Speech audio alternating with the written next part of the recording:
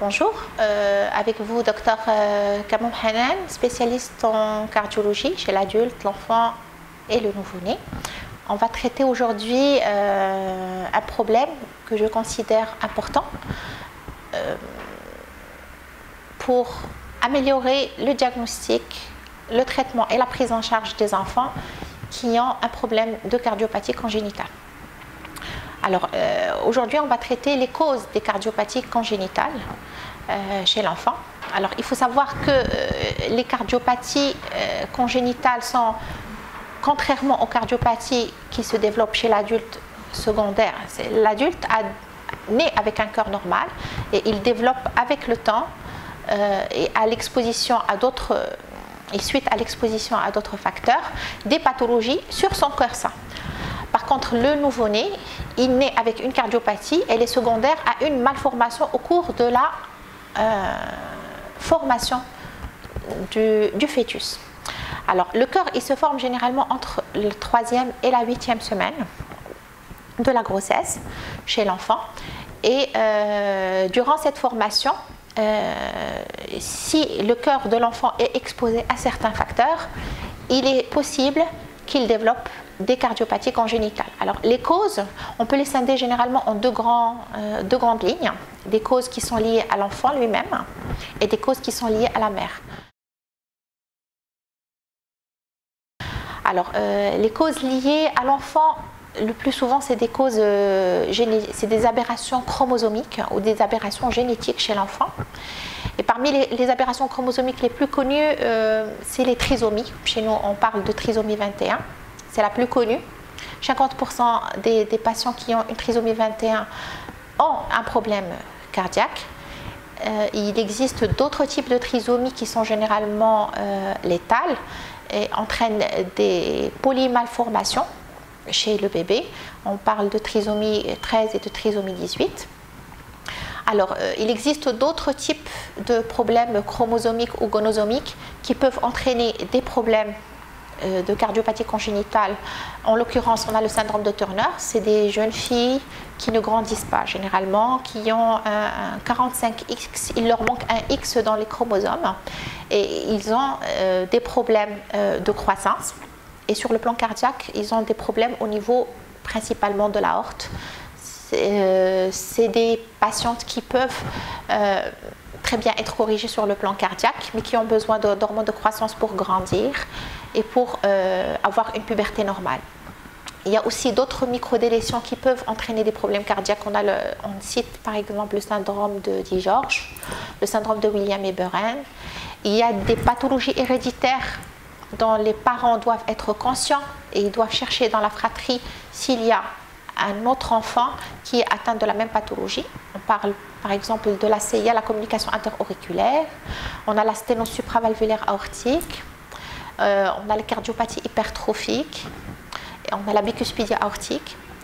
Et il y a certaines pathologies du tissu conjonctif qui a été démontré qu'elles sont héréditaires. Par exemple le syndrome de Marfan qui entraîne des problèmes au niveau de l'aorte et les myopathies de Duchenne qui entraînent des pathologies au niveau du muscle cardiaque qui devient fatigué, globuleux en fait, et n'arrive pas à pomper le sang de façon normale. Mais c'est des pathologies qui ont un système d'évolution progressif. Ça s'installe pas de façon brutale chez l'enfant. Alors, les causes qui sont liées à la mère sont multiples. On a des pathologies qui existent chez la maman peuvent entraîner, premièrement, certaines pathologies chez la maman peuvent entraîner l'apparition de cardiopathie congénitale chez l'enfant, à savoir le diabète. Une mère diabétique ou qui développe un diabète gestationnel peut avoir un problème cardiaque chez son bébé. Les dames qui suivent pour un lupus ou des dames qui ont une phénylcétonurie peuvent avoir des cardiopathies congénitales chez leurs enfants. Les mamans qui ont eu par exemple un enfant qui a eu un problème cardiaque. Alors la fréquence de survenue des cardiopathies congénitales, elle est de l'ordre de 1% par rapport aux naissances. Mais une maman qui a eu un enfant qui a eu une pathologie congénitale, le risque d'avoir un deuxième enfant qui a une pathologie congénitale, il passe de 1 à 5. et une maman qui a 2 enfants qui ont eu des cardiopathies congénitales, le risque d'avoir un troisième qui a un problème cardiaque, il passe de 1 à 10. Donc il faut être conscient de ce risque. Il y a certaines mamans qui sont exposées à certains virus qui peuvent entraîner des malformations congénitales au cours de la grossesse. On cite en l'occurrence, la plus connue, c'est la rubéole.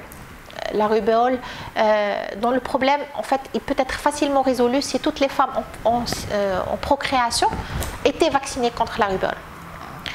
La rubéole, elle peut entraîner des problèmes de surdité chez l'enfant, des problèmes oculaires, de vue, elle peut entraîner des problèmes congénitaux sur le plan cardiaque, d'où la persistance du canal artériel ou d'autres malformations. C'est des trucs qui peuvent être très bien résolus. Il y a d'autres virus aussi qui peuvent entraîner des problèmes congénitaux, à savoir la cardiomyopathie, le cytomégalovirus et le coxsackie-virus. Il y a aussi la prise de médicaments au cours de la grossesse. Il y a certains médicaments qui sont connus être tératogènes pour le bébé.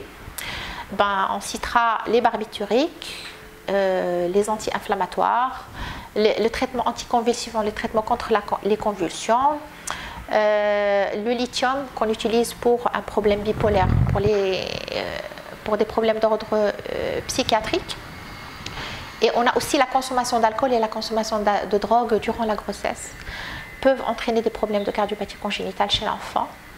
On parle aussi de quelque chose qui peut être très bien évité, c'est l'exposition à des irradiations, à savoir faire une radio, faire un scanner au cours du premier trimestre peut exposer la maman à faire des problèmes congénitaux de malformation sur le plan cardiaque ou d'autres systèmes. Donc les femmes qui ne sont pas sûres de ne pas être enceintes ne doivent pas s'exposer à une radio ou à un scanner durant le premier trimestre. Alors, d'autre part, qu'est-ce qu'on a? On a l'exposition à la pollution aussi.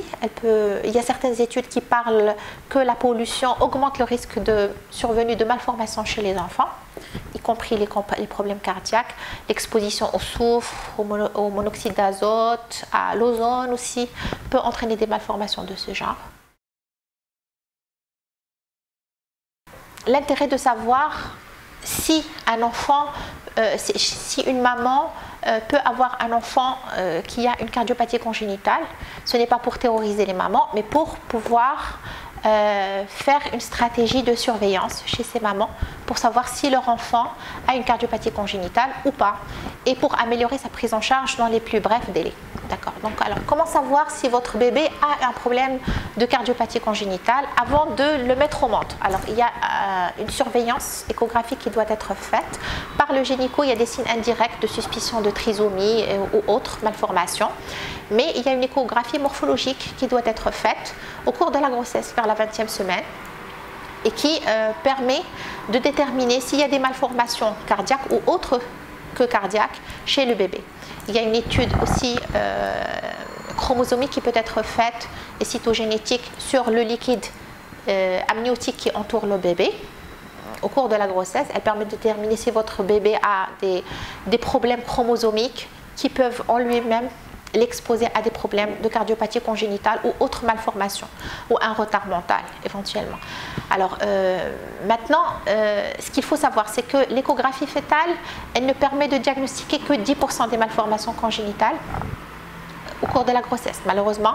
Et donc, pour les dames qui ont eu des échographies fœtales qui ne montrent pas de pathologie, moi je pense qu'il faudrait qu'elles refassent une échographie cardiaque chez l'enfant. Un examen clinique, un ECG, une échographie cardiaque permet de déterminer à coup sûr s'il y a ou il n'y a pas de problème cardiaque chez l'enfant dès la naissance. Alors pourquoi faire toute cette démarche thérapeutique? Pour pouvoir chercher les personnes qu'il faudra cibler d'une surveillance assez étroite au cours de la grossesse. Ceci a un intérêt pour améliorer la prise en charge. Donc une dame qui est sûre d'avoir un enfant qui a un problème cardiaque ou qui suspecte avoir un problème cardiaque chez son enfant devrait avoir un accouchement dans une structure où il y aurait éventuellement la possibilité de prendre en charge cet enfant en présence d'un problème cardiaque. Dans une structure où il y aurait un cardiopédiatre, un réanimateur, un chirurgien cardiovasculaire, au cas où le bébé aurait besoin d'une thérapeutique en urgence ou d'une chirurgie en urgence ou d'une prise en charge urgente, au lieu d'attendre jusqu'au moment où il va faire les grands problèmes et il va rentrer dans les complications des cardiopathies congénitales. Après, ça sera un petit peu trop tard et ça va augmenter le taux de morbidité chez eux. Bon, j'espère que tout le monde a profité de ces conseils et que ça a été fructifiant pour tout le monde. Et à la prochaine.